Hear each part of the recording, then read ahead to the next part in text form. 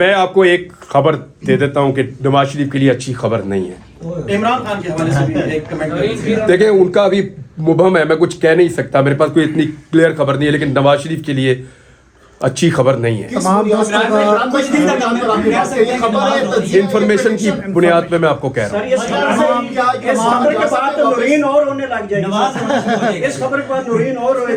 अल्लाह उसको खबर देगा। बहुत अच्छा किया आपने ये सवाल कर दिया। बैठे जी, इसको क्लियर कर देते हैं। हम में जादूगर कौन है? कोई ऐसा जो रात को सोता हो और उसको खबर आ जाती हो ख्वाब में? मैंने इतनी कन्वर्सेशन में सिर्फ एक खबर दी है आपको, जो इस वक्त है। बेबी कल हालात बदल जाए तो मैं आपको बता भी दूंगा। इस वक्त जो इन्फॉर्मेशन की बुनियाद पे वो ये है कि मियां साहब के लिए वो ग्राउंड नहीं है जो उन्हें लगता है कि उनको मिल जाएगी। मतलब तो एक ही खबर दी ना इतने सारे बातचीत में। हमें कोई भी जादूगर नहीं है। ये खबर मुझे कोई ख्वाब में नहीं आई रात को सोते हुए, कहीं से आई है ना। इसी तरह हमारे सोर्सेज होते हैं, कभी पुलिस में, कभी एजेंसियों में, कभी नैब में, कभी ब्यूरोक्रेसी में, जहां से हम सारे खबरें ले रहे होते हैं। ऐसे ही खबरें आती हैं और उनको हम वेरीफाई करके अपने आप को कायल करते हैं और चला देते हैं। आपको ये जुमला तो याद है कि मैंने फाइलें देखी, लेकिन उसके बाद एक जुमला था, उसको याद करो, निकाल के सुनो और इस वीलॉग में लगाना कि पहले मैंने अपने आप को कायल किया। कैसे किया? Fact check. मैंने इनको लेटर लिखे थे शरीफ फैमिली को कि इसका जवाब दो। इनके पास किसी सवाल का जवाब नहीं था। तो जब मैं कायल हो गया तो मैंने अपना काम किया। हाँ, मुझे आज भी कोई भी पाकिस्तान का कोई भी इदारा मुझे आज भी खबर देगा तो मैं लूंगा उससे। क्यों नहीं लूंगा? लूंगा खबर, लेकिन अपने तरीके से उसको वेरीफाई करके चलाऊंगा, जैसे मैं पहले करता था। आज भी लूंगा। देखें, ये नहीं हो सकता कि हमें ख्वाब में खबर आए और हम चला दें। ये he said she said journalism नहीं है। आपके सोर्सेज बनते हैं इदारों में, महकमों में, एजेंसियों में, डिपार्टमेंट्स में, सहाफियों में, पॉलिटिकल पार्टीज में। वहां से आप खबरें निकालते हैं। हादसाती तौर पे तो आपको कभी अचानक ही कोई खबर मिलती है। जैसे मैं एक दिन सड़क से जा रहा था तो गोली चल गई। मैं उतर के देखा तो वो अंग्रेज था, वो गोलियां मार रहा था। रेमंड डेविस मैं मौके पे खड़ा था। ये हादसाती तौर पे मुझे खबर मिल गई, लेकिन उसका नाम रेमंड डेविस था और वो अमेरिकन है। ये पता करने के लिए मुझे अपने पुलिस के सोर्स को एक्टिवेट करना पड़ा और एक एजेंसी के। वहां से फिर पता चला कि ये एक्चुअली बंदा कौन था। खबर ख्वाब में नहीं आती भाई।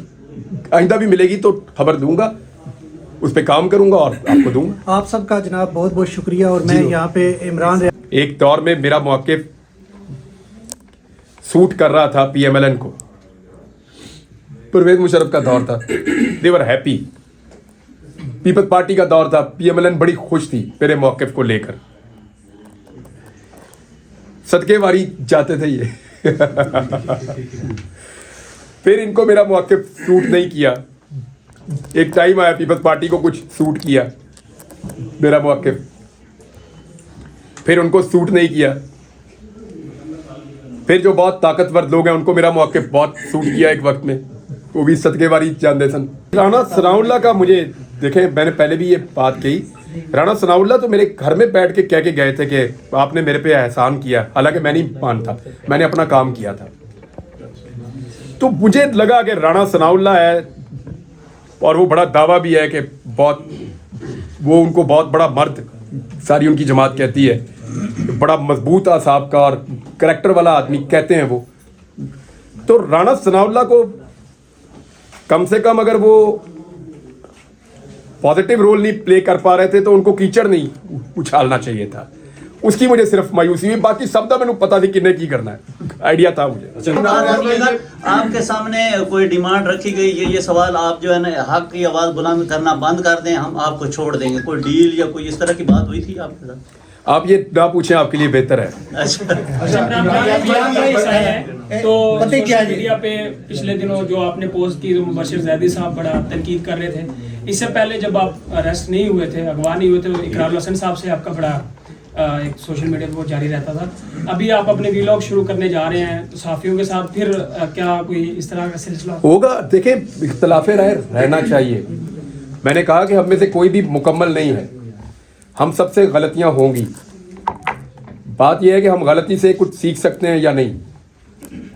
हम पहले भी गलतियां करते रहे, आइंदा भी करते रहेंगे और सब करते हैं, कोई भी मुकम्मल नहीं होता। और इख्तलाफे राय तो बड़ी अच्छी चीज़ है। जहाँ तक इकरार का मामला है, इकरार खुद मेरे घर आया था, बल्कि उससे पहले, जब शुक्र है मेरी गिरफ्तारी से पहले अगर खुदा ना खास्ता मैं वापस ना आता तो उसको ज़िंदगी भर ये गिल्ट रह जाता। उसने मेरी गिरफ्तारी से पहले मुझे फ़ोन किया था एक दिन और सॉरी किया था। तो मैंने कहा मेरा तो कोई शिकवा ही नहीं है भाई, आपकी इंडिपेंडेंट राय है, आप मेरे बारे में कोई भी राय रख सकते हैं। अच्छा इमरान भाई, आपके जो चाहने वाले हैं बहुत शिद्दत से आपके पहले वीलॉग का इंतजार कर रहे हैं, तो सबसे पहले तो ये बताइएगा कि वीलॉग में वही जोश और जज्बा, वही जज्बा और वही बहादुरी होगी, और साथ ही साथ जिस तरीके से आप लोग आपको चाह रहे हैं, अभी हमने देखा प्रेस क्लब के बाद जिस तरीके से लोग आपसे मिल रहे थे, तो बहुत से लोग ये भी कह रहे हैं कि उनको इमरान खान आपके अंदर नजर आ रहे हैं, तो क्या कोई सियासत में भी आ सकते हैं? उस हवाले से भी कोई सोच है आपकी? अच्छा, ये वैसे आप सबको ही जवाब देना चाहिए उन सारे लोगों को जो कह रहे थे कि ये इलेक्शन लड़ेगा। मैंने तो कागज नहीं जमा करवाए, मेरे तो घर इलेक्शन चल के आया बार बार, मैंने तो नहीं कागज जमा करवाए। आपको अगर मैं नाम लूं उन लोगों के जो बहुत इंसिस्ट कर रहे थे तो आप हैरान हो जाएंगे। बहुत अरसे से होता क्या है कि एक दौर में मेरा मौक़िफ़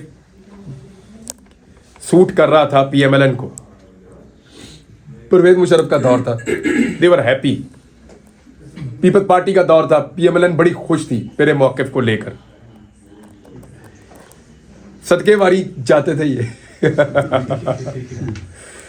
फिर इनको मेरा मौक़िफ़ सूट नहीं किया। एक टाइम आया पीपल्स पार्टी को कुछ सूट किया मेरा मौक़िफ़, फिर उनको सूट नहीं किया। फिर जो बहुत ताकतवर लोग हैं उनको मेरा मौक़िफ़ बहुत सूट किया एक वक्त में, वो भी सदके वारी जानते सन। अब PTI को सूट कर रहा है मेरा मौक़िफ़, ताकतवर अब भी कल इनको भी हो सकता है सूट ना करे, मुमकिन है। तो ये तो चलता रहता है। यानी जिस वक्त आपको जो बात ठीक लग रही हो, मेरा थोड़ा सा मैन्युफैक्चरिंग फॉल्ट है भाई, मैं आप लोगों को नहीं कहूँगा आप लोग ऐसा करें, मैं न्यूट्रल नहीं अपने आप को कर सकता।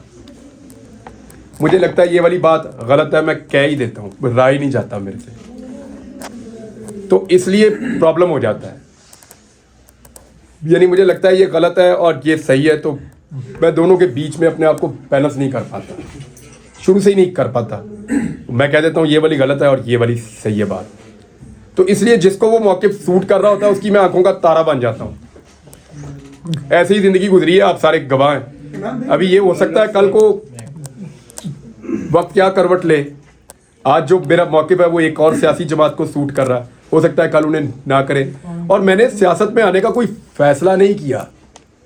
जब करूँगा आप सबको इकट्ठा करके ऐसे अनाउंस करूँगा कि भाई अब मैं सियासत में जा रहा हूँ और मैं करना चाहता हूँ, और उसको भी खुल के करूँगा, ऐसे ही दबी दबी किस्म की नहीं करूँगा, खुल गुला के करूँगा।